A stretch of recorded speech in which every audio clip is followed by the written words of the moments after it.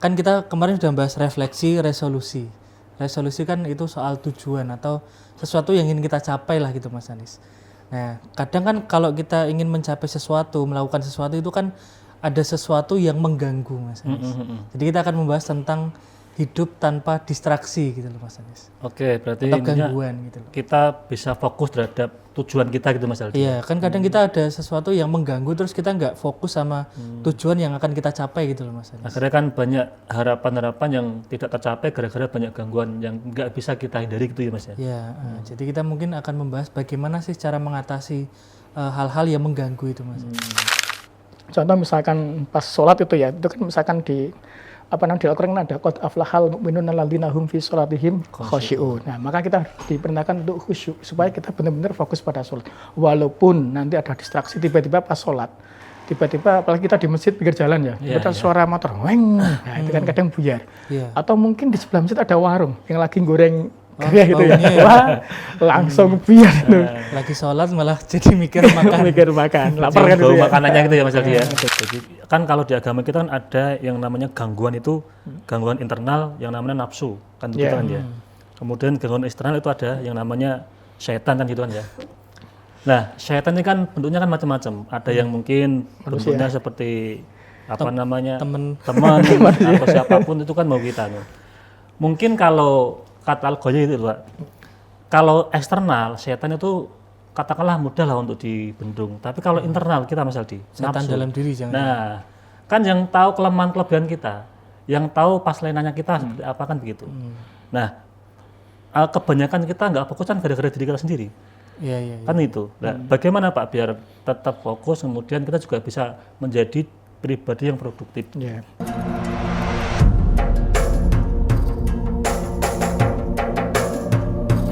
Assalamualaikum warahmatullahi wabarakatuh. Alhamdulillahirabbil alamin wa bihi nasta'in ala umuri dunya waddin sayyidina wa maulana Muhammadin wa ala alihi wa sahbihi ajmain. Rabbi shrah li sadri wa yassir li amri wahlul 'uqdatam min lisani yafqahu qawli amin. Pemirsa MCT TV, para penonton, sahabat ngopi dan pendengar Dodais dimanapun Anda berada. Pertama-tama mari kita panjatkan syukur kita kehadirat Allah Subhanahu wa taala yang mana pada kesempatan kali ini kita bisa berjumpa kembali di acara ngopi ngaji online perkara Islam. Kedua kalinya sholawat dan salam semoga tercurahkan dari Nabi Agung kita Nabi Muhammad SAW. Semoga mahabbah kita kepada baginda Rasul dapat memudahkan hidup di dunia dan kelak di yaumil qiyamah kita mendapatkan syafaatnya. Amin amin ya rabbal alamin. Pemirsa MCT TV, para penonton, sahabat ngopi dan pendengar Dodais dimanapun Anda berada, alhamdulillah kita berjumpa kembali di acara ngopi ngaji online perkara Islam. Nah, seperti biasa pada episode kali ini saya ditemani teman ngopi saya, ini ada Mas Aldi. Assalamualaikum Mas Aldi. Waalaikumsalam warahmatullahi wabarakatuh Mas Anis. Kabarnya sehat Mas? Alhamdulillah sehat. Mas Anis gimana kabarnya? Alhamdulillah sehat. Alhamdulillah sehat. Nah, Mas Aldi kita ketemu lagi. Nah, malam ini kira-kira kita kedatangan tamu siapa Mas? Nah, ini ada beliau yang kita mungkin udah nggak asing lagi Mas Anis. Siapa Mas? Ustadz Saiful Hadi. Nah, ini beliau selain narasumber tetap kita di ngopi, juga sering sering ngopi-ngopi di luar dengan kita, diskusi, kemudian bicara tentang ilmu.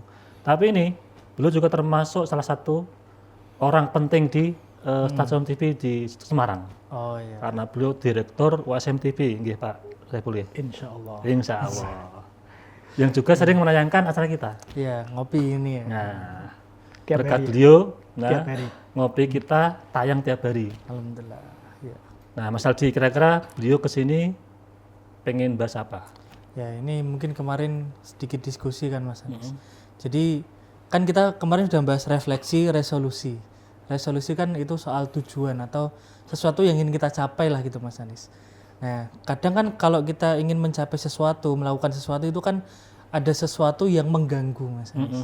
Jadi kita akan membahas tentang hidup tanpa distraksi gitu loh Mas Anis. Oke, berarti Atau intinya gangguan gitu loh. kita bisa fokus terhadap tujuan kita gitu Mas Aldi. Iya, kan kadang kita ada sesuatu yang mengganggu terus kita nggak fokus sama tujuan yang akan kita capai gitu loh Mas Anis. Akhirnya kan banyak harapan-harapan yang tidak tercapai gara-gara banyak gangguan yang nggak bisa kita hindari gitu ya Mas ya. Ya, jadi kita mungkin akan membahas bagaimana sih cara mengatasi hal-hal yang mengganggu itu Mas Anis.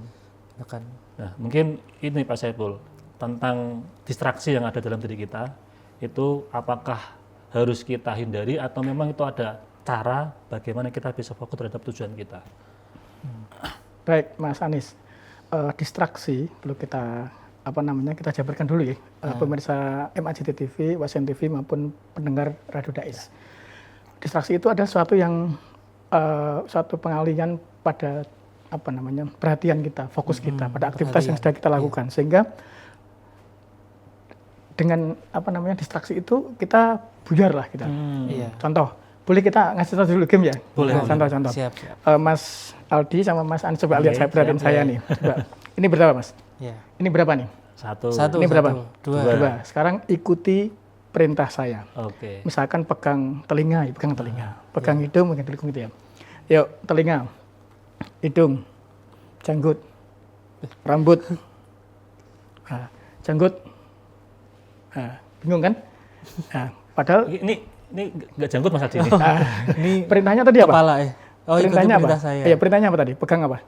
Janggut. Janggut. Nah, Tapi malah pegang ini. kira-kira tadi Mas Anies kok mungkin dalam pikirannya apa? Saya nggak tahu. Saya perintah untuk memegang janggut, tiba-tiba yang dipegang batuk, atau mungkin mikir cari istri belum dapat, atau mungkin apa ya? Nggak tahu ya, Mas Aldi ya.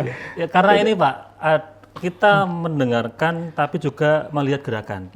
Jadi tidak fokus karena ada gerakan yang mengarahkan ke situ, megang gangguan. ini. Nah, kuncinya gini, tadi instruksinya adalah ikuti apa yang saya sampaikan, yang saya ikuti perintah, apa kata-kata saya, bukan ikuti apa yang saya lakukan. Oh, Beda iya, kalau iya. coba yang kedua, ikuti apa yang saya lakukan. Ini beda. Kita coba lagi ya.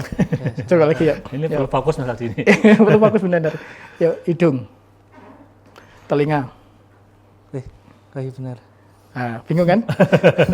Telinga, janggut, Janggut. hidung. Hidung. Ikuti apa yang saya lakukan. Oke. Saya kan memegang Ya, kepala, ya, ini masih terganggu. Masih Jadi masih terganggu. ada distraksi gitu, berupa visual atau mungkin berupa suara dari saya. Suara saya pegang telinga, tapi saya melakukan pegangnya kepala, kan beda. Nah, ini mengganggu kehidupan kita, termasuk dalam hal sholat, termasuk dalam hal aktivitas kita. Banyak distraksi yang mengganggu kita, sehingga kita nggak fokus dari apa yang kita lakukan. Contoh misalkan pas sholat itu kan misalkan di Al-Quran ada qad aflahal mu'minuna alladzina hum fi sholatihim khashi'un. Nah, maka kita diperintahkan untuk khusyuk supaya kita benar-benar fokus pada sholat. Walaupun nanti ada distraksi tiba-tiba pas sholat, tiba-tiba apalagi kita di masjid pinggir jalan ya, kita suara motor, weng, nah itu kan kadang buyar. Atau mungkin di sebelah masjid ada warung yang lagi goreng kayak gitu ya. Wah, langsung biar itu. Lagi sholat malah jadi mikir makan. Mikir makan, lapar kan Bau itu ya. makanannya gitu ya Mas Aldi ya. Gitu. Nah, itu distraksi yang dari internal kita. Terus kemudian cemas, misalkan pas lagi sholat, tiba-tiba kita baru ingat sesuatu. Tadi jam saya masih di tempat wudhu. Wah, akhirnya kan mau batalin sholat atau mau lanjut sholat jamnya hilang atau gimana? Atau ini musim hujan. Musim hujan juga lagi Allah Akbar gitu, tiba-tiba brus hujan terus. Wah, itu kan sepatu yang pakai sandal sih Jemuran itu ya. atau jemuran dan sebagainya kan ada. Nah, itu hal kan mengganggu dari kita. Ada faktor-faktor eksternal juga. Ada yang dari internal tadi kecemasan, kemudian tingkat tadi cemas itu juga mengganggu dari pikiran, gelisah itu dari internal kita. Tapi ada juga faktor distraksi dari luar. Misalkan tadi ya visual atau ada suara tadi yang saya merintahkan pegang janggut, tapi gerakan saya, tangan saya megang kepala atau jidat. Kan Mas Anies terganggu juga tadi. Iya, betul. Seperti itu. Gitu Mas Anies. Jadi ada dua pemicu gitu. Ada pemicu eksternal sama internal. Eksternal itu kayak misalnya kayak teknologi gitu ya. Maksudnya HP dan lain sebagainya itu kan juga kadang memicu gangguan juga kan Mas Anies. Terutama misal kalau biasanya kalau saya baca buku di mana itu ada dorongan untuk melihat media sosial, misal TikTok, Instagram dan lain sebagainya. Padahal kan itu malah kemudian mengganggu fokus.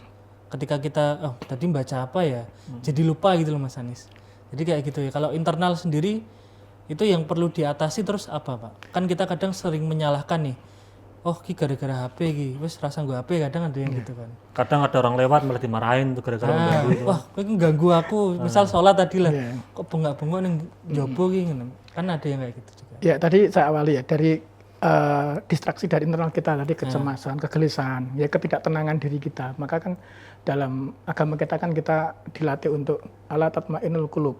Jadi Hati yang dengan menenteramkan hati itu dengan zikir kan berapa? Ala bidzikrillah tatmainul qulub. Ala bidzikrillah tatmainul dengan berzikir pada Allah hati kita akan tenang. Nah, makanya untuk menenangkan hati kita itu ingat Allah. Insya Allah nanti kita bisa fokus kembali. Kemudian ada faktor-faktor yang eksternal, misalkan tadi ya, ada visual ya ada gambar, kemudian ada audio, kemudian termasuk tadi yang Mas Aldi sebut medsos tadi masuk distraksi digital ya. Jadi kita misalkan lagi fokus baca buku atau ngerjakan UAS misalkan, mahasiswa lagi ngerjakan skripsi atau disertasi atau apa, tiba-tiba wah ada kok pengen buka story atau mungkin buka TikTok dan sebagainya. Makanya salah satu ulama kita yang menjadi panutan kita saat ini ya mungkin satu-satunya ulama yang luar biasa, ya guru kita semua Gus Ba, itu nggak punya WA. Ternyata dalam ceramahnya beliau mengatakan, saya nggak punya WA dan sebagainya. Pak Rektor waktu itu nyebut Pak Rektor, mana itu rektor, salah satu rektor lah. Itu kan bisa saja terganggu gara-gara WA, pikirannya tuh terganggu, fokusnya terganggu, pekerjaan terganggu gara-gara itu baru WA, belum medsos yang lain. Artinya ketika kita sedang fokus sesuatu, pikiran sesuatu, tiba-tiba ada lihat di story atau lihat di tampilan layar kita, itu kan mengganggu sekali. Nah, hal seperti itu perlu kita tangani, Mas Aldi. Jangan sampai itu mengganggu. Tapi dalam kehidupan sosial kita sehari tidak mungkin tidak ada distraksi, pasti ada. Gitu. Kan kita juga makhluk sosial Pak ya, artinya kan kita harus punya hubungan sosial dengan orang lain kan gitu. Kan nggak mungkin misalkan kita lagi fokus sesuatu, kemudian kita nggak mau terganggu dengan orang lain, kan nggak mungkin itu. Berarti memang pemicu eksternal itu sebenarnya tetap ada ya? Pasti ada. Internal pun juga ada, Mas. Kita manusia hidup kok. Beda kalau kita mati atau mungkin malaikat itu kan nggak ada kan kalau yang eksternal itu kan kadang kita memang nggak bisa kontrol kan Pak. Makanya ada orang teriak-teriak di sana sini misalnya, kan kita nggak bisa kontrol. Nah, berarti kemudian yang bisa kita kontrol kan harusnya internal diri kan? kita, betul. Nah itu gimana Mbak? Biar kita dalam diri kita itu juga bisa mengontrol bagaimana kita menanggapi pemicu-pemicu distraksi kayak tadi misalnya. Kita harus bersifat dewasa, Mas. Kita setiap persoalan kita tanggapi, kita menjadi stres nantinya. Makanya dalam kehidupan sosial kan ada aturan-aturan yang yang konstitusi yang harus kita taati juga. Misal ketika kita di jalan ya, kenapa ada traffic light, ada merah, supaya diatur. Loh, kalau nuruti demokrasi, nuruti kebebasan, kita punya hak. Kita pengen, saya punya hak jalan, saya jam 8 sampai sini misalkan. Tapi kan yang lain juga punya hak. Makanya kita perlu diatur. Makanya kita harus menyikapi dengan dewasa. Jadi dewasa itu pilihan. Jadi tua itu pasti ya, umur menjadi 50, 60 itu tua. Tapi dewasa itu pilihan. Banyak orang tua yang usianya tua, tapi nggak dewasa Mas. Ya, masih anak-anak. Masih lah, tokoh-tokoh politik itu kan gontokan politik, organisasi yang tingkat nasional yang mungkin ada sesuatunya, ya, itu kan kadang gontok-gontokan. Tapi ada yang masih remaja, masih pemuda, tapi bisa bersikap dewasa. Pertama, harus kita sikapi dengan dewasa. Yang kedua, dengan kesabaran. Dengan sabar, itu kita insya Allah bisa menangani distraksi tadi. Jadi gangguan itu kan ya biasa aja lah di sekitar kita. Ya kalau kita tidak mau diganggu, ya kita jangan ganggu gitu. Tapi ketika ada gangguan, ya jangan kita terus kemudian marah-marah. Kita sikapi dengan kesabaran. Jadi sabar itu insya Allah, makanya Allah kan dalam salah satu ayat menyebut Allah mencintai orang-orang yang bersikap sabar. Allah bersama orang-orang yang sabar. Innallaha ma'as-sabirin. Allah itu bersama orang-orang yang sabar. Memang itu sikap yang mulia gitu dan diajarkan Nabi juga. Bahkan Nabi ketika diganggu dalam berdakwah, diganggu ketika mau ke masjid, diganggu, dibalangi kotoran hewan dan lain sebagainya, itu beliau tetap sabar. Nah, itu makanya kita sebagai orang Islam, sebagai umat Islam, satu tadi menyikapi dengan dewasa, yang kedua dengan kesabaran. Ini penting ini. Kalau misalkan gini Pak Saiful, jadi kan kalau di agama kita kan ada yang namanya gangguan itu gangguan internal yang namanya nafsu kan gitu kan ya. Kemudian gangguan eksternal itu ada yang namanya syaitan kan gitu kan ya. Nah syaitan ini kan bentuknya kan macam-macam. Ada yang mungkin bentuknya seperti teman atau siapapun itu kan mau kita.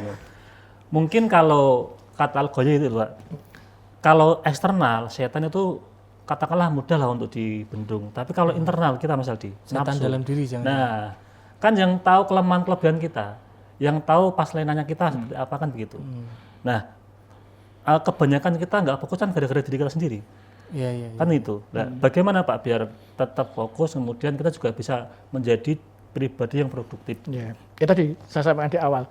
Dengan berzikir pada Allah, ingat pada Allah, itu sesuatu yang mengganggu dari internal kita. Itu kan banyak contohnya ya, sombong misalkan. Kita merasa bangga, kita merasa ujub, kita merasa dan sebagainya. Itu kan juga gangguan dari kita. Misalkan kita mau tampil di apa, MC atau tampil ceramah atau apa, kita kan kadang merasa bangga dan sebagainya. Ternyata pas saat hari H pas tampil itu wah itu ada banyak hal-hal yang banyak kan kisah-kisah orang yang contoh ini, orang yang merasa dirinya sombong, pengalaman banyak. Ini kisah bener nyata nih. Di suatu gunung, anak pecinta alam itu ya, kita lagi hiking itu kemudian apa namanya kegiatan di gunung, jalan itu ya di hutan, kemudian pokoknya kita ketemu rutenya ini. Per kelompok misalkan 7 orang. Ada salah satu yang merasa sombong, merasa saya tahu daerah sini kok. Paling Aman, tahu betul. lah ya. Paling tahu. Yang lain belum. Justru yang lain ini masih solid. Dari 7 tadi 6. Oke, ya udah saya tak duluan ya. Dia mungkin asik di sana dan sebagainya. Merasa dirinya sombong walaupun sedikit tadi. Ya udah duluan aja. Saya udah tahu lokasi ini, daerah ini. Ternyata apa? Justru dia yang tersesat. Sementara yang 6 tadi aman. Ini real fakta. Nah itu kadang ya walaupun ada kesombongan sedikit dan sebagainya. Makanya cara untuk mengembalikan kita untuk fokus lagi ya dengan zikir pada Allah. Kemudian yang terpenting kita sebagai umat Islam untuk supaya kita bisa mengatasi distraksi seperti ini. Kita harus menjadi ikuti apa kata ulama. Kalau ulama warasatul anbiya, makanya kita di satu-satunya jalan di ini pentingnya ilmu ya. Lah kita nyari ilmu kalau tidak ulama siapa? Nabi sudah tidak ada. Makanya kan ketika Nabi sudah khatamul anbiya, Nabi Muhammad selesai itu kan berarti digantikan oleh para ulama. Lah saat-saat dunia modern apalagi semua penuh digital, apapun juga penuh di HP ini bisa ada semua bisa ya. Diakses itu, Maka ada yang mengatakan ini setan gepeng. Semua ada termasuk ChatGPT dan sebagainya. Kita tanya apa bisa, bahkan voice juga bisa dengan suara. Sehingga itu juga mengganggu kita, Mas. Makanya kita harus dekat dengan ulama. Kita harus ngaji dengan ulama. Jangan hanya ngaji di YouTube saja. Jangan hanya ngaji hanya ngopi online saja, tapi juga perlu kita hadir di Masjid Agung Jawa Tengah, Masjid Agung Kauman, di masjid-masjidnya Baitur Rahman dan sebagainya. Itu penting. Itu cara untuk kita biar bisa tetap fokus dan produktif terhadap sesuatu, Pak ya. Betul. Kan kalau bahasanya kan tombol hati ada 5, termasuk wong kang soleh kumulana itu kan ya, Pak ya. Betul. Kalau tadi saya menangkap ya Pak, yang tentang tadi perjalanan pencipta alam itu ya. Di situ kan perlu ada juga kesadaran diri kita juga kan. Kayak tadi kan dia sombong, artinya kan dia nggak sadar, nggak tahu, maksudnya nggak jujur sama dirinya sendiri bahwa sebenarnya dia nggak terlalu tahu gitu loh perjalanan ini. Nah, kadang kan kita perlu jujur juga sama diri kita sendiri kalau misal kita nggak mampu atau nggak bisa, itu kan kita harus mengukur lah kemampuan kita, terutama biar kita itu nggak terganggu gitu loh Mas. Kadang kan kita ada sesuatu yang mengganggu tapi kita nggak jujur sama diri kita sendiri gitu loh, bahwa hal ini tuh sebenarnya mengganggu gitu loh. Kalau kita sadar kan kita pasti fokus sama tujuan kita juga. Kalau tujuan itu lebih penting daripada sesuatu yang gangguan tadi gitu. Kadang kayak gitu. Betul Mas. Saya juga pernah ngalami itu di Gunung Ungaran itu. Harusnya turun misalkan hari Sabtu ya. Itu bisa sampai molor sampai Ahad itu. Molor sehari. Ya gara-gara tersesat itu. Ya kami kan tim ya. Waktu itu kan kami dalam tergabung aktivis mahasiswa lah di kampus itu. Itu merasa kami tahu jalan, daerah itu hafal tiap tahun itu kami pendidikan dasar di situ ya. Ternyata suatu ketika di antara peserta kami itu ada yang sakit.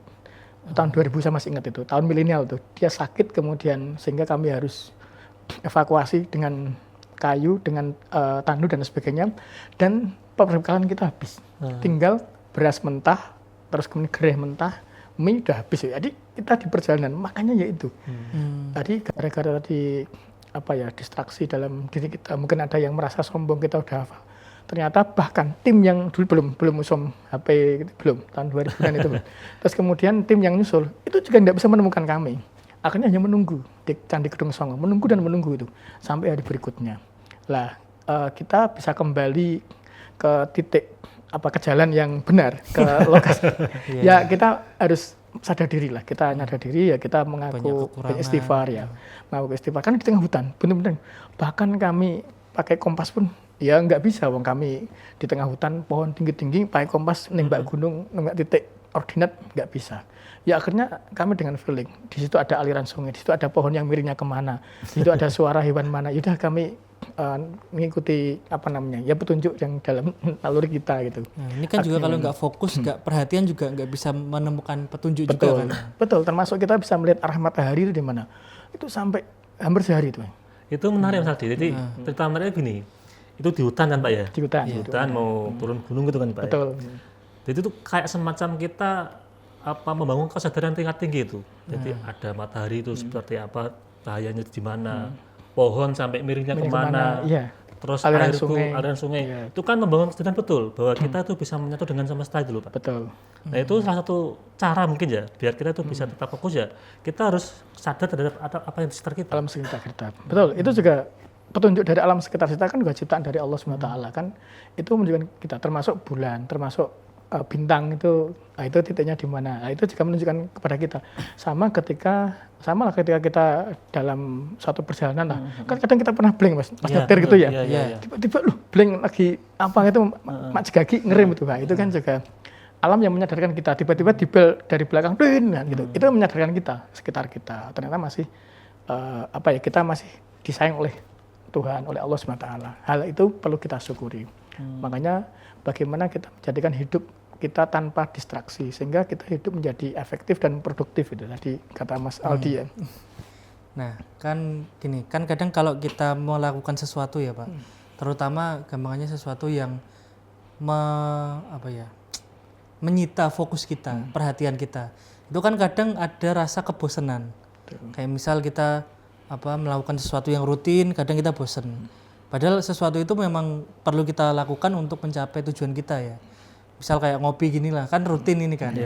Ya itu kan kadang misal kita ada bosannya, perailah kapan-kapan. Nah, biar kita semangat lagi. Ya, biar kita itu misalnya mengatasi kebosanan itu gimana Pak? Kadang kan kita kalau misal baca buku lah, kembali lagi baca buku ya. Kita biar gak bosan terus kita lihat HP gitu. Padahal ternyata ketika lihat HP, scroll medsos malah kita ternyata waktunya kesita di situ. Itu biar kita mengatasi kebosanan itu gimana Pak? Ya, kita cari sesuatu kayak vitamin, suplemen yang membuat kita menjadi semangat lagi. Contoh kita ngopi. Ini sudah edisi keberapa nih? 209. 209. Artinya kan sudah berjalan sekian tahun ya sejak corona kan. Itu kan muncul rasa kebosanan dari diri, rasa malas apalagi hujan deras gitu ya. Maka kita perlu suplemen atau vitamin. Contohnya apa? Suplemen itu bukan suplemen maksudnya suplemen.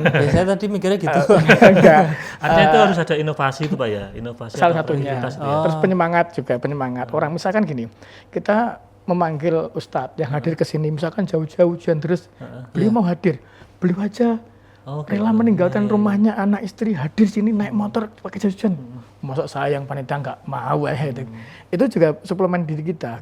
Selain bagian dari bagaimana kita bisa membangun semangat diri kita itu ya. Selain itu juga sesekali kan tim-tim ngopi ya perlu jajak ngopi beneran di luar. Kita ngopi bareng. Habis ini kan kita juga ngopi misalkan itu juga. Kapan-kapan kita harus kemana gitu Pak ya. Betul lah. Ini belum jalan kan. Kemarin kan kita programkan roadshow ke Rektor Undip, ke Rektor USM, ke Rektor Unbahas mana. Ini apalagi mic-nya baru dah bisa nih kemana-mana. Nah, itu termasuk bagian dari vitamin, suplemen. Agar tetap kontinu itu Pak istiqomah. Dan itu kalau kita ketemu orang alim, kita ketemu para rektor, kita ketemu para kiai, para gus-gus muda, itu kan mereka akan memberikan semangat kepada kita. Ada inspirasi bagi kita. Dan pasti ada inspirasi baru, apalagi ketemu rektor. Rektor itu kan sebuah jabatan di kampus ya, mereka kan sudah melewati beberapa fase ya. Kalau kita mungkin masih di tingkat remaja masjid, takmirnya belum masih remaja, masih gitu ya. Artinya kalau kita ketemu rektor, apalagi rektor yang alim, nah itu kan luar biasa lah. Kita nanti ke depan jalankan Mas Aldi, Mas Hanis. Siap. Ya mungkin di awal dari rektor USM, Undip, Unbahas, Unisula. Kebetulan beliau-beliau itu kan sangat welcome sekali. Tinggal bagaimana kita ngatur time supaya tadi menjadi suplemen bagi kita, supaya kita tidak bosan juga. Dan ada inovasi tadi sehingga kegiatan kita, aktivitas kita semakin produktif. Manfaat semakin berkembang Pak ya. Betul. Dan keberadaan kita manfaat untuk masyarakat, dampaknya lebih baik keluar kan itu kan. Kan kadang gini Mas Aldi, mungkin kita tadi ya bosan ya, tapi kan kita harus juga punya pikiran seperti ini.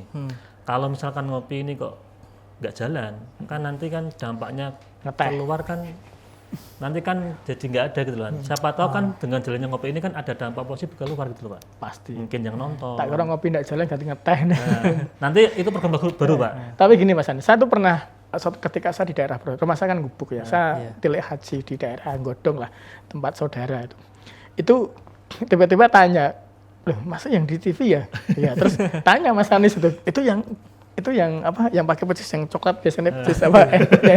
Itu Mas Anies rumahnya mana? Oh itu rumahnya Sayang. Sayung ya, Sayung. Orang Demak itu. Yang satu Mas Aldi yang gemuk itu. Itu ternyata ada pemirsa TV yang istiqomah tiap hari nonton. Termasuk tadi juga ada yang ngirim video, termasuk Gosin Am kan dari kemarin tayang di TV juga dikirim video ke Gosin Am. Oh itu suplemen bagi kita Mas Aldi. Artinya kegiatan ngopi ini memberikan manfaat, memberikan inspirasi bagi pemirsa, baik pemirsa MAJT TV, Wasim TV maupun pendengar Radio Dais.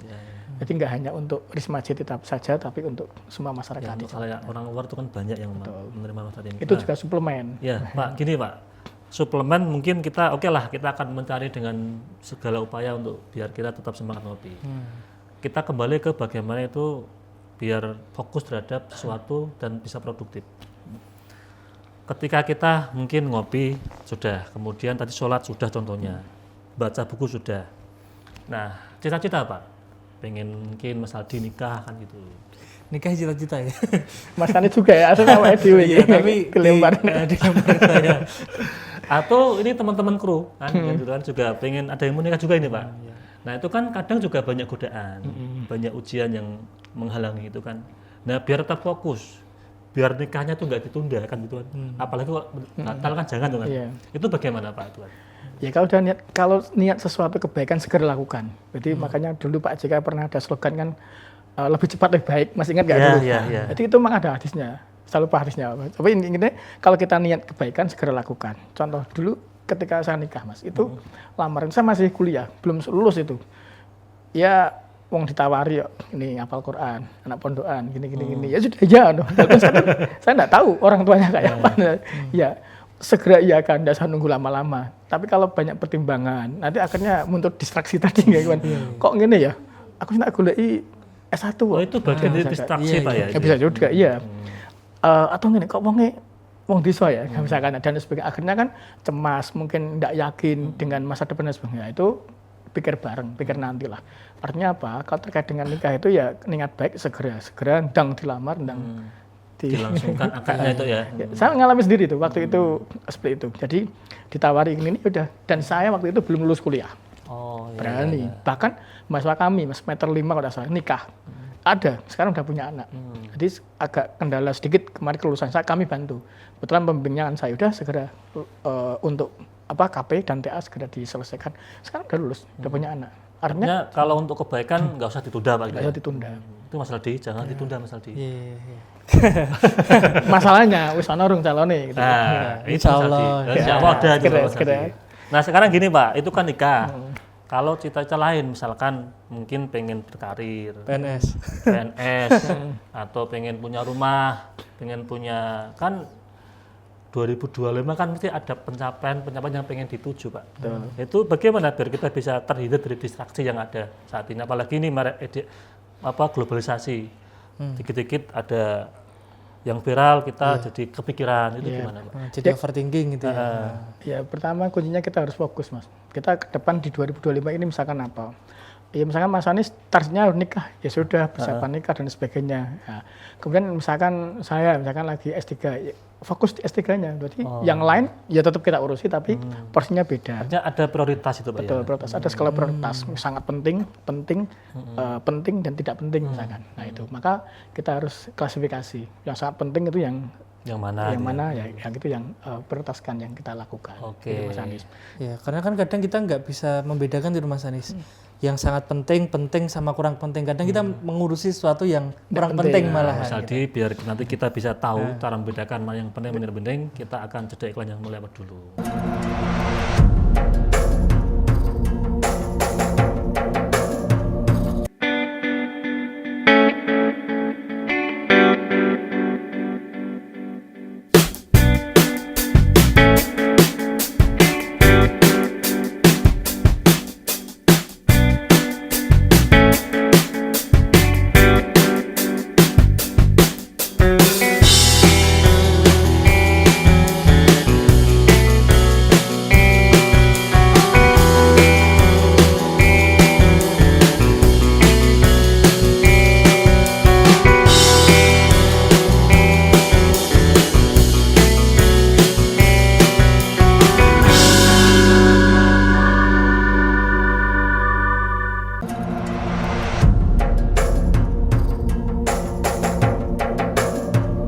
Pemirsa Majati TV, para penonton, sahabat ngopi, dan pendengar Radio Dais dimanapun Anda berada, kembali lagi bersama kami di acara ngopi ngaji online perkara Islam. Ini masih bersama Pak Syaiful Hadi dan Mas Aldi. Nah, Pak Syaiful, tadi Mas Aldi sebelum iklan menyampaikan tentang ada hal penting, ada hal yang tidak penting.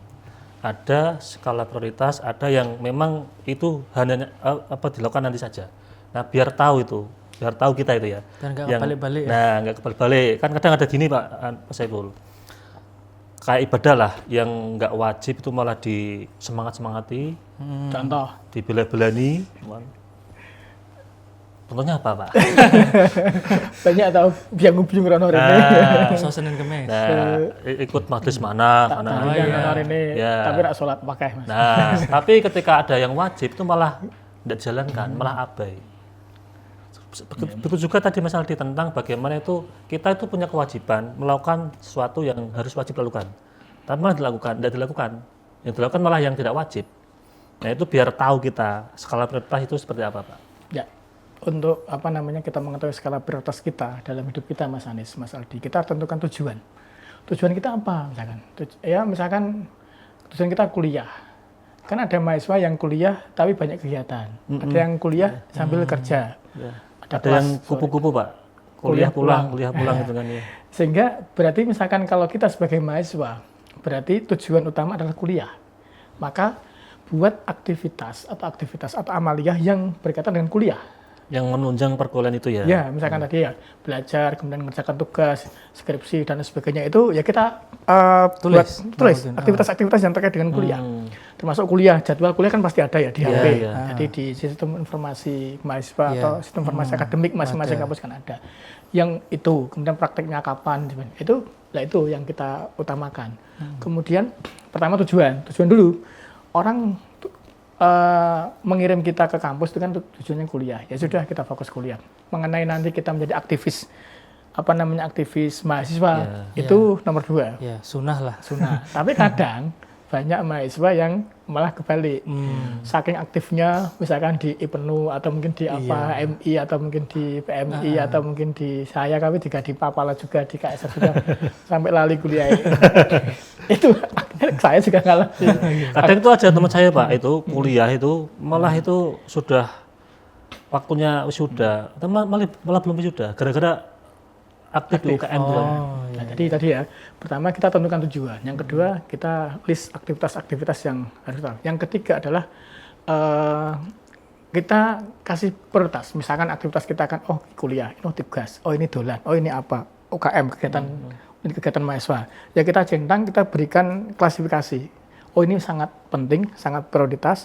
Ini penting, ini tidak penting, dan sebagainya. Kita buat. Kurang penting, kita buat tabel ya. Berarti sangat penting, kurang penting, atau mungkin tidak penting. Nah itu kita bagi Mas. Nah jadi aktivitas-aktivitas itu kita kan udah tahu. Ini setengah penting, berarti kan 50-50. Ya aku mangkat rak opo kan gitu. Tapi sangat penting. Wah ini nggak orang aku ya kan gitu. Contoh nih kopi karena Mas Anies tak jalan. Berarti kan harus tahu gitu Pak, tahu yang mana penting, yang mana yang tidak begitu penting kan begitu. Betul. Tapi kan juga ada kaitan dengan waktu Mas. Kira-kira manajemen waktu juga penting Pak? Pasti penting. Jadi contoh ya, dalam kuliah itu kan sekarang kuliah itu maksimal S1 4 tahun. Maksimal 7 tahun, 14 semester. Oh maksimal ya. Maksimal. Dalam 1 semester, mahasiswa kan boleh diizinkan itu 25% untuk izin lah. Berarti biasanya kan 75% kehadiran boleh ikuti ujian akhir kan gitu. Lah maka ketika kita menjadi aktivis, kita harus bisa membagi waktu, Mas Anies. Jadi selama kita kuliah, kita boleh bolos atau boleh tidak kuliah, boleh izin 25%. Kita menyesuaikan waktu gitu. Kapan kita izin, kapan kita tidak masuk, kapan kita melakukan sesuatu yang di luar kuliah. Begitu juga untuk aktivitas yang lain misalkan. Ya termasuk kegiatan-kegiatan keseharian kita lah. Di luar kan banyak. Ada yang orang tuh sering silaturahim. Kesana kemari, ya baik itu silaturahim. Tapi kan kadang ganggu orang juga yang di silaturahim. Tapi kita kan meninggalkan pekerjaan gitu loh. Itu kan pekerjaan itu adalah cari ma'isyah untuk keluarga. Itu kita tinggalkan yang utama, kan banyak juga. Dengan dalih tadi ya, mungkin karena silaturahim itu baik, kemudian Iya. Ya, Mungkin kan ada apa motivasi kalau silaturahim itu bisa mendatangkan rezeki, Pak. Ya, betul. Tapi kan kita juga lihat situasi dan kondisi. Jadi seperti itu, Mas. Jadi kita harus tadi pertama kita fokus pada tujuan kita mau apa. Yang kedua, aktivitas kita list. Yang ketiga, kita tentukan yang penting mana, sangat penting mana, kurang penting, tidak penting ya kita bagi. Nah, yang tahu siapa? Ya diri kita. Karena kan kenapa kok Mas Aldi saya ngomong waktu ya Mas Aldi. Kalau misalkan nih ada orang super sibuk kan banyak list tadi ya, agenda-agenda itu. Kadang kan juga sehari itu kan 24 jam itu nggak cukup. Makanya kan manajemen waktu itu penting kan. Iya, kadang memang kita kan sebenarnya manusia itu kan punya keterbatasan energi perhatian juga kan Mas Anis. Apalagi 24 jam itulah. Nah, saya juga kadang merasa gitu, maksudnya 24 jam itu kurang untuk menyelesaikan goals-goals yang saya pengen kita capai gitu loh. Hari ini gitu kan mungkin karena saya belum menulis tadi. Jadi belum tahu apa manajemennya. Yang penting mana gitu. Ya emang katanya dengan waktu itu penting. Jadi ya emang contoh di Islam, di agama kita kan mengatur. Sholat itu kan di waktu-waktu. Inna sholata kanat 'alal mu'minina kitaban mauquta. Itu ya melatih diri kita supaya apa? Kita bisa mengatur. Oh, waktunya kita istirahat jam 12 ya kita sholat zuhur. Waktunya kita menjelang pulang asar, ketika di rumah maghrib. Itu sebenarnya sudah diatur semua. Oleh Allah itu kita diajari untuk manajemen waktu. Dan apa ya? Itu sudah sesuai dengan standar apa ya? Karena Allah itu yang menciptakan kita, sama lah kita misalkan menciptakan HP atau produk apa. Kalau kita ngikuti arahan dari produser atau dari pabrikan, kan kita aman. Beda misalkan HP ya, colok sembarangan, kemudian ya kan kalau standarnya kan yang bagus kan kita nyolokin listrik dulu, baru nanti HP. Tapi kan kadang kita kebalik, ya kita nggak sesuai standar, maka cepat rusak. Nah, makanya kalau kita melakukan sesuai dengan arahan dari Sang Kholik, dari Allah, ya itu kita bisa aman lah. Berarti itu waktu sholat itu ya termasuk waktu yang bisa buat mengontrol diri kita Pak ya? Ya, itu melatih manajemen kita. Karena kan waktunya udah luar biasa itu, dari subuh, kemudian zuhur, asar, maghrib, isya. Itu udah luar biasa. Melatih diri kita untuk manajemen waktu. Terus kemudian dalam sholat itu juga mengajarkan kita pada ketika kita jamaah. Itu kan kita kompak Mas. Imamnya walaupun itu junior, bawahan kita atau mungkin mantu, misalkan kita jadi mertua dia mantu, kan kita tunduk pada sang imam siapapun. Itu mengajarkan kepada kita mengikuti imamnya. Pada siapapun yang memimpin kita ya kita tunduk, kita manut dan itu. Jadi kalau misalkan pengen jadi calon mantu harus bisa imam Pak atau gimana tuh? Bisa imami gitu ya. Ya, artinya dalam hal ibadah kita, dalam budaya itu tuh banyak pelajaran, banyak hikmah, banyak itibar yang bisa kita ambil Mas. Jadi manajemen waktu tadi ya kita lewat sholat, termasuk kepemimpinan. Makanya biasanya kalau sebelum takbir itu sang imam kan melihat jamaah di belakang, sawu sufakum, fa inna tasbatu suf, tamam sholat kan gitu. Itu yang mengimplementasikan di dunia nyata ini kan siapa? Ya Polri, TNI, kemudian taruna-taruna yang di perkapalan dan sebagainya. Kalau militer itu ya. Kita kan kadang mengabaikan itu, sakar PDW ya kan. Ya. Termasuk ketika kita di jalan kebersihan an-nadhafatu minal iman di Singapura, di beberapa daerah yang notabene non muslim mayoritasnya itu malah bersih. Sementara di kita lingkungan kita kan malah itu malah nggak menjalankan Pak ya. Makanya itu PR bagi kita, bagaimana kita mengimplementasikan ajaran-ajaran kita. Begitu Mas. Maka ya memang perlu dilatih. Jadi manajemen waktu, manajemen diri kita perlu dilatih. Jangan sampai tadi kembali ke awal tadi ke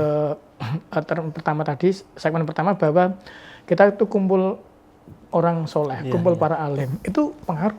Kalau kumpulannya kita bakul minyak ya kita ikut wangi. Jadi energi positifnya itu kena ke kita itu ya. Bagaimanapun juga itu dalam kehidupan sosial masyarakat kan orang lain tuh sekitar kita pengaruh besar terhadap kita. Ya contoh ini namanya medsos. Sekarang Mas Anies saya punya HP misalkan 2, satu HP nomornya SIM card-nya 2 kan berapa? Itu berapa yang mengganggu kita, distraksi juga gitu. Makanya yang sosmednya 2 misal dalam satu akun. Iya, TikTok, ada IG, ada WA, ada Twitter dan sebagainya lah. Itu kan mengganggu ya Pak kalau nggak bisa kita manajemen dengan baik Pak ya. Betul. Kalau kita nggak bisa manage mengganggu. Tapi ada juga yang medsos itu yang menurut sebagian orang mengganggu, tapi sebagian bagi orang lain menghasilkan uang. Orang jadi miliarder, jadi jutawan dari situ. Gitu. Pokoknya ada selebgram, itu kan ada konten kreator gitu ya. Yang lagi ngetren. Kalau misalkan tadi kan ada kita harus berusaha untuk kumpul dengan orang soleh, termasuk dengan para guru-guru, para kiai, para habaib, para ustadz. Kalau misalkan ada nih dari golongan kita itu nggak bisa punya akses ke situ, Pak, berarti yang harus kita perbaiki apa, Pak? Misalkan nih mungkin di perantauan atau dimanapun lah itu yang nggak punya akses untuk ke orang-orang soleh tadi. Ya kita cari network. Makanya dengan kita lingkungannya itu, Pak ya? Iya, dengan kita jamaah di masjid. Kita pindah-pindah masjid itu juga, tadi maghrib jamaah di Baitur Rahman. Kita ketemu orang MUI, tadi ke Kemenak, ketemu kepala kanwil Kemenak. Artinya kan ketika kita di suatu tempat kan kita punya jaringan, punya network lah, itu kita manfaatkan. Nah kalau kita nggak punya jaringan dengan kiai, ya kita ngikut aja lah dulu. Nanti kan kenal dengan siapa, artinya kita diajak. Dulu Mas Anies pernah ajak ke Rembang, ngaji, sehari katam itu misalkan. Terus kemarin saya juga ajak lagi mahasiswa, ajak dulu ke Jogja. Waktu gitu. Lama kan pernah jenengan ajak kita ke tempatnya Gus Mus itu. Oh iya, dulu dengan Risma Cita juga zaman tahun berapa, 2014-an mungkin lah.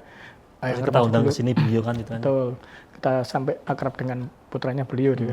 Lah, itu pentingnya jaringan. Lah membentuk jaringan itu ya nggak sulit lah. Kita ya sama lah. Dengan ini kan kita kenal, tadinya kita juga nggak kenal. Sehingga acara ngopi yang tadinya hanya di YouTube kita bisa dan radio kita bisa siarkan di televisi yang manfaatnya lebih luas seperti itu. Nah ini terkait jaringan ya Mas Anies. Ini kan juga kita kalau misalnya ketika membangun komunikasi atau hubungan itu kalau kita terdistraksi itu kan pasti kemudian mengganggu. Maksudnya kita nggak bisa mendapatkan kesan yang baik gitu loh. Misal kita kok nggak komunikatif itu ya Mas. Kita misal momennya sebenarnya pas nih, tapi kita malah sibuk sama hal-hal yang nggak penting. Misal ada kiai atau siapa di hadapan kita lah, momennya pas lah buat kita komunikasi atau membangun jaringan. Tapi kita nggak pakai itu kan kita jadi kehilangan momen gitu lah. Kita kan sering seperti itu Pak. Betul. Kayak kehilangan momen. Nah, biar kita itu nggak kehilangan momen lah. Terutama misal momen-momen membangun jaringan atau mungkin kalau yang punya anak ya momen sama anak. Katakan ada yang seperti itu juga. Ya.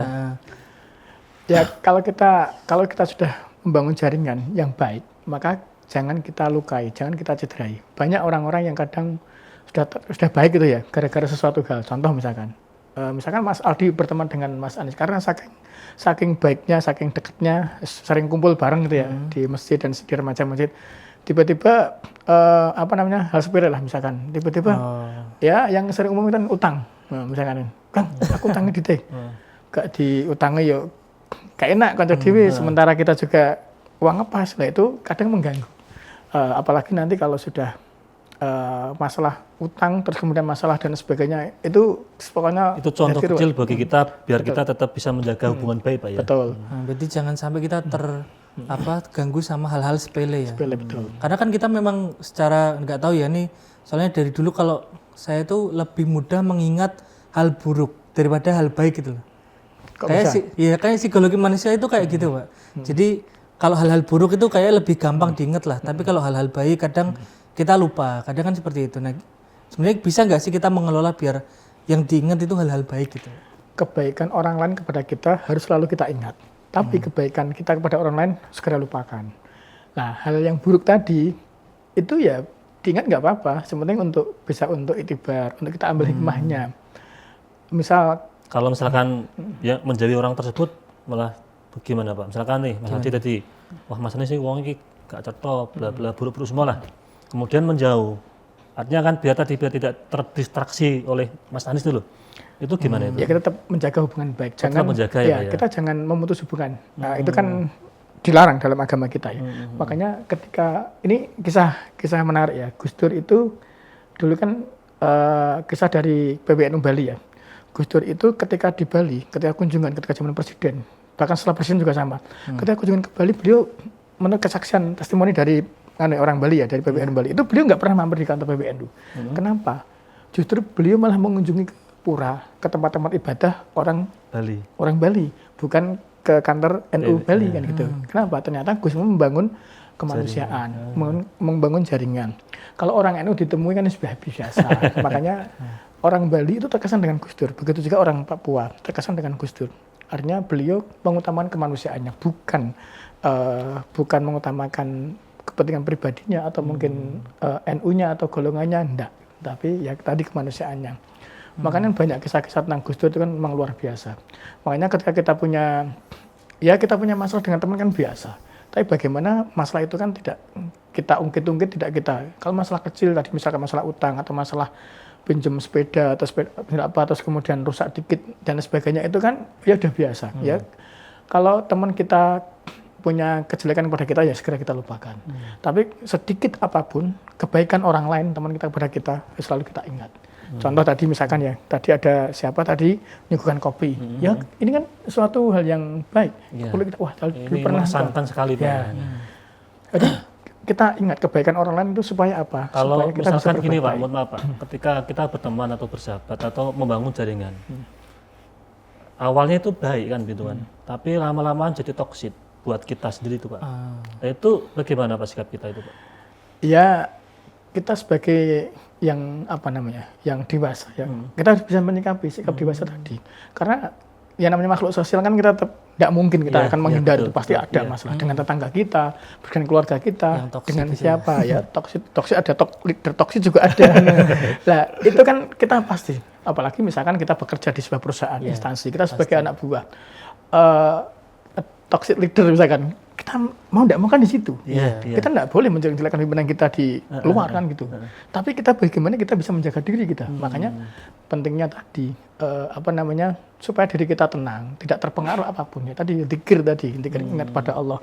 Allah innallaha ghafurur rahim, innallaha sami'un alim dan sebagainya lah. Kita ingat sifat-sifat Allah itu kan. Tapi kan gini Pak, zikirnya kan artinya pas kerja di kantor atau dimanapun terus bawa tasbih kan tidak juga Pak. Enggak, artinya gini loh, kita mengingat sifat-sifat Allah. Allah itu kok dia jahat sama saya? Allah itu maha pengampun, Allah maha kasih sayang. Jadi kita ingat sifat-sifat Allah, zikir dan sebagainya. Enggak harus kita subhanallah, ketemu astagfirullah. Itu orang jadi marah dengan kita gitu. Jadi sifat-sifat Allah itu kan sangat mulia. Allah maha pengampun, Allah maha kasih sayang. Kemudian Allah maha mendengar, Allah maha mengatur dan sebagainya lah. Jadi kalau kita dirasani misalkan, kita mungkin nggak tahu, tapi Allah maha tahu. Jadi kita sikapi kan, orang jahat dengan kita, Allah maha kasih sayang, Allah maha pengampun, ya sudah enggak apa-apa. Jadi kita sikap dewasa. Ini cerita real ya, kemarin kan saya ketemu dengan teman, sama-sama dosen dari kampus luar, bimbingan. Kadang kan gini ya, dosen itu, pembimbing kita itu ketika kita WA, kan ya dalam tanda kutip itu mungkin agak sedikit jengkel. Kita WA, Pak mau bimbingan jam berapa besok, di mana dan itu kan pertanyaan terlalu orang sekarang nyun sewu ya, itu beda dengan dulu. Dulu ya kalau kita udah janjian ditunggu nggak ada ya hal yang biasa. Saya sendiri Mas tiap hari itu mahasiswa, Pak besok jam berapa? Jam 8 di mana? Tahu ruangan saya di sini, masih tanya di mana? Itu siapa tahu di tempat ngopi Pak. Jadi ya memang kita harus sabar. Kita sebagai dosen yang waras lah itu ya harus sabar itu. Dan saya menyadari generasi Z, generasi sekarang itu memang orangnya seperti itu. Nah, sambil kita arahkan. Kalau kita menghindar, kalau kita menolak, kita enggak, kan ada beberapa dosen yang jaim atau yang merasa yang senior, yang sepuh-sepuh itu kadang nggak mau balas. Itu kasihan juga. Mereka itu mencari ilmu. Nah, makanya tapi juga mahasiswa juga perlu ya digitukan juga perlu ada. Harus ada pelajaran Pak ya buat mereka biar tidak terlalu dalam untuk WA tadi ya Pak ya. Iya betul. Nah tadi bicara lagi soal distraksi nih. Kan kadang kalau kita terganggu itu kan kita kehilangan kontrol ya Pak. Termasuk HP itu kan didesain mungkin nih sama orangnya itu kan juga mempelajari psikologi manusia. Artinya dia kok sampai orang itu ada yang dalam tanda kutip kecanduan, entah itu internet, sosial media, game dan lain sebagainya. Itu kan dia kan didesain sebagaimana mungkin biar orang itu memakai produknya terus gitu kan. Nah, itu kan juga pasti belajar tentang psikologi manusia. Nah, kalau kita gimana biar kita itu bisa mengontrol diri kita yang dimana mereka yang mendesain seperti itu biar kita itu bisa tetap dalam kontrol gitu loh. Biar kita bisa mengontrol diri kita sendiri. Nggak kalah sama produk teknologi yang ada lah sekarang ini kan. Bisa Mas Adi. Sekarang itu bisa diterapkan di pesantren-pesantren, di asrama, pokoknya terutama di pesantren ya. Zaman teknologi, misalkan di anak pondok ya, itu nggak boleh pegang HP. Ataupun boleh, itu hanya hari libur, Jumat atau mungkin Ahad. HP dititipkan ke pengurus atau ke murabi atau ke ustadz. Jadi boleh, tetapi dikontrol. Jadi kita lakukan pembatasan-pembatasan. Jangan kita vulgar. Termasuk ketika kita punya anak. Saya juga punya anak ya. Saya batasi juga. Nggak boleh vulgar. Jadi jangan sampai kita nggak bisa ngontrol tadi. Maka kita lakukan pembatasan-pembatasan. Nah, batasan mana yang perlu kita batasi? Yang tahu diri kita. Masing-masing orang punya batasan sendiri. Masing-masing keluarga punya batasan sendiri. Ada yang orang sampai membatasi anaknya. Nonton TV aja nggak boleh. Ini menurut cerita Gus Bak, pernah di pengajian Gus Bak dikata, nonton TV aja, karena bapaknya kiai ya kampung itu. Nonton TV aja nggak boleh. Akhirnya apa? Dia nonton TV temennya atau tanggone gitu lah. Sehingga dia mengidolakan bapaknya tanggone, bukan bapaknya sendiri. Lah ini juga nggak boleh. Makanya batasan-batasan itu yang tahu diri kita, masing-masing keluarga, masing-masing person berbeda, Mas. Betul. Nggak bisa antara Mas Aldi, Mas Anies, saya sama. Beda dalam mendidik anak, dalam aktivitas kan kita beda ya. Termasuk pondok A, pondok B itu juga beda-beda. Masing-masing punya manajemen, punya kebijakan. Itu betul Mas Aldi. Saya tuh punya teman Pak Saiful. Itu kan teman saya itu kalau di WA jam 9 malam ke atas itu nggak bisa. HP mati. HP-nya mati. Ya ini apa itu membatasi? Iya, tanya sama dia tuh. Kenapa kok kamu punya ini jam 9 ke atas itu waktu saya fokus buat keluarga. Betul, itu untuk membatasi, betul. Sama. Saya tuh jam 10 ke atas saya mode apa? Pesawat. Bukan, mode untuk yang tidur tuh ya.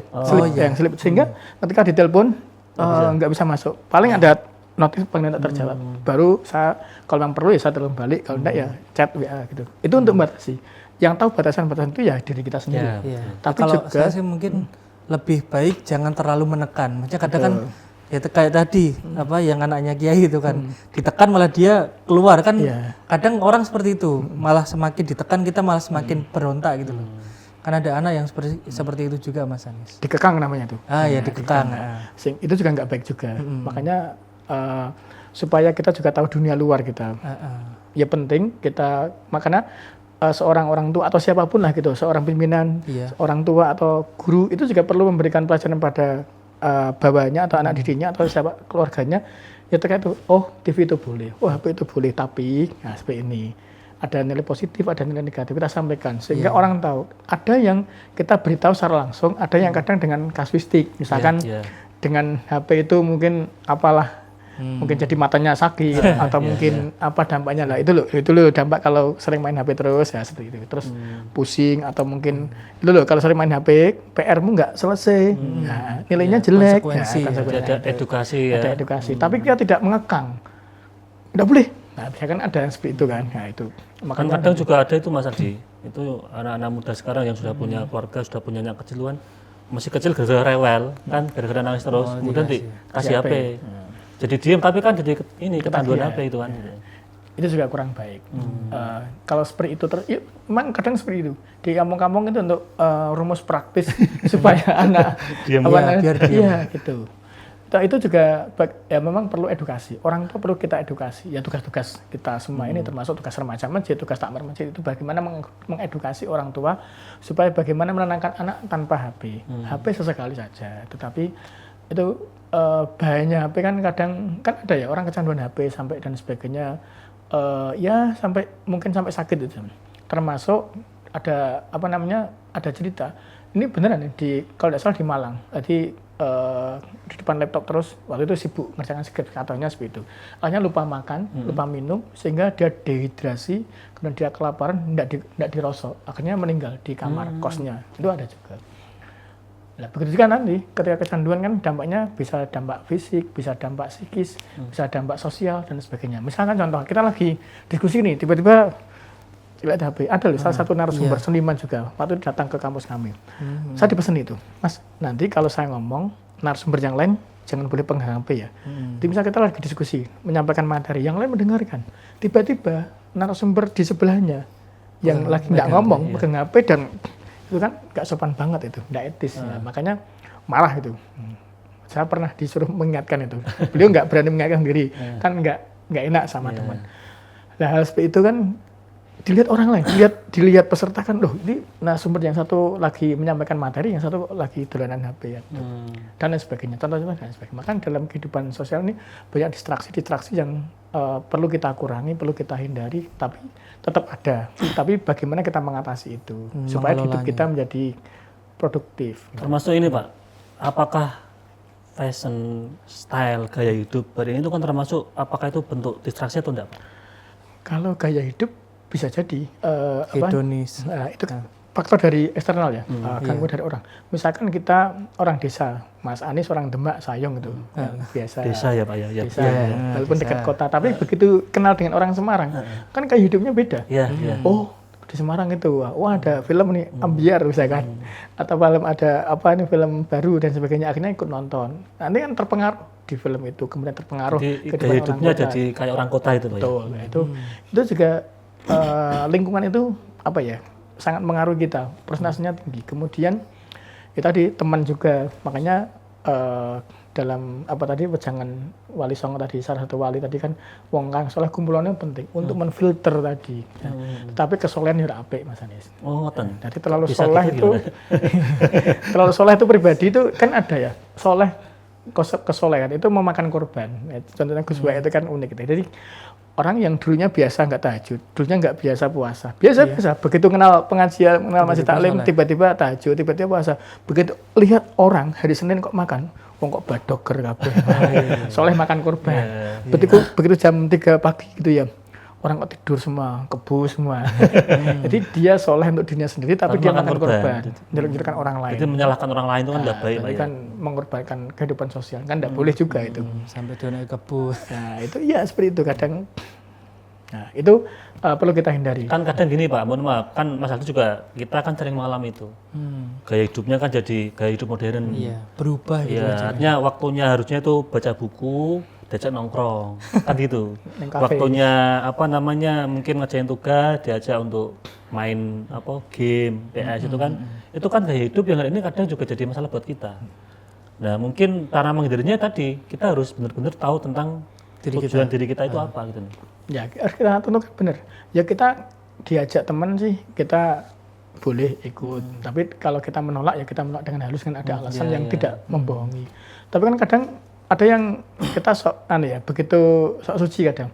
Yuk kita main Semak 5. Wah, semua nolak loh. Itu kan ada sering itu. Tapi juga ada orang tipikal yang makanya tentukan tujuan kita mau apa. Jadi sehingga kita tidak lepas dari tujuan kita. Maka distraksi itu kan ya satu yang mengalihkan kita pada fokus, pada perhatian. Maka satu yang itu kita hindari Mas. Jadi tujuan kita mau ke Semarang, tiba-tiba kok mampir ning Sayung, mampir ke ini. Tujuan kita malah nggak tercapai. Sementara yang nggak penting-penting tadi yang dilakukan, nah, itu juga perlu kita evaluasi. Langsung menjaga prinsip-prinsip hidup kita kan, kayak tadi misal orang kota orang desa kan. Porsinya itu harusnya ya kehidupannya seperti orang desa, tapi karena melihat orang lain akhirnya jadi ikut-ikutan gitu kan, akhirnya nggak pas kan kadang seperti itu. Banyak tuh contoh itu, biasanya mahasiswa itu kadang kan dari desa tiba-tiba ke kota, yang tadinya lugu gitu ya, tiba-tiba di kota akhirnya ya karena kayak pergaulannya itu makanya berubah. Apalagi yang tidak diawasi orang tuanya, tidak mondok, dia kos, kan nggak ada pengawasan sama sekali. Takutnya nanti ada pergaulan bebas itu. Itu yang jadi goyah, tujuan kita kuliah ya udah kuliah dari ilmu. Bergaul itu ya itu bagian dari kehidupan sosial. Tetapi kita harus tujuan kita kuliah lulus. Enggak hanya kuliah tok, kuliah lulus kan gitu. Ya kita pegang. Makanya skala prioritas harus kita. Makanya kewajiban-kewajiban diri kita sebagai hamba itu ya harus kita lakukan Mas. Nah, dengan tadi kita sholat, dengan kita kita melakukan kewajiban, ya otomatis Gusti Allah kan akan memberikan hidayah, petunjuk pada kita apa yang harus kita lakukan kan gitu. Jadi sadar dengan tanggung jawab kita Pak ya. Betul. Sebagai seorang anak, sebagai seorang mahasiswa, sebagai seorang mungkin ustadz dan sebagainya itu kan Pak ya. Mas Aldi ada tambahan untuk Cukup kayak Mas Anis ini. Waktunya sudah sudah dikode ini. Nah Pak Syaiful, karena waktu sudah dikode, mungkin ada closing statement untuk tema malam ini tentang bagaimana kita bisa menghindari distraksi. Monggo Pak. Ya, terima kasih Mas Anis. Distraksi itu ada dari internal kita dan ada dari eksternal kita. Dari eksternal. Internal itu ya dari kecemasan, dari penyebab-penyebab dari internal kita. Kemudian kegelisahan, dan sebagainya. Kemudian kalau eksternal itu ada visual, kemudian ada digital, berupa medsos dan sebagainya, kemudian sosial, kemudian banyak distraksi dari eksternal kita. Maka hal itu kan dalam kehidupan keseharian kita pasti ada. Tapi bagaimana kita memanage untuk mengurangi, untuk menghindari itu supaya apa hidup kita menjadi produktif. Kalau kita dalam hidup kita kok banyak distraksi, maka tujuan kita, fokus kita, perhatian kita akan goyah, kita sehingga tujuan kita akan tidak tercapai atau mungkin tercapai tapi sedikit. Nah untuk itu mari pada kesempatan ini kita bersama-sama bagaimana meminta petunjuk pada Allah supaya apa? Supaya kita terhindar dari distraksi-distraksi itu yang mengganggu tujuan kita, mengganggu fokus hidup kita. Karena tujuan hidup utama kita kan kita diciptakan oleh Allah kan sebagai hamba kan untuk beribadah kan, gitu. Jadi Bapak khalaqtul jinna wal insa illa liya'budun. Ya tujuan kita itu, termasuk kita bekerja, kita kuliah, yaitu ibadah. Bagaimana jadikan tujuan hidup kita ya menghamba kepada Allah Subhanahu wa taala. Terima kasih Mas Anis, Mas Aldi. Pak Saiful, terima kasih sudah rawat dan memberikan ilmu kepada kita semua. Mas Aldi, terima kasih sudah menemani Ngopi. Sama-sama. Pemirsa MJ TV, para penonton dan sahabat Ngopi, dimanapun Anda berada, demikian Ngopi pada episode kali ini. Saya selaku host, bila banyak salah, banyak gelap, mohon maaf yang sebesar-besarnya. Akhirul kalam, assalamualaikum warahmatullahi wabarakatuh.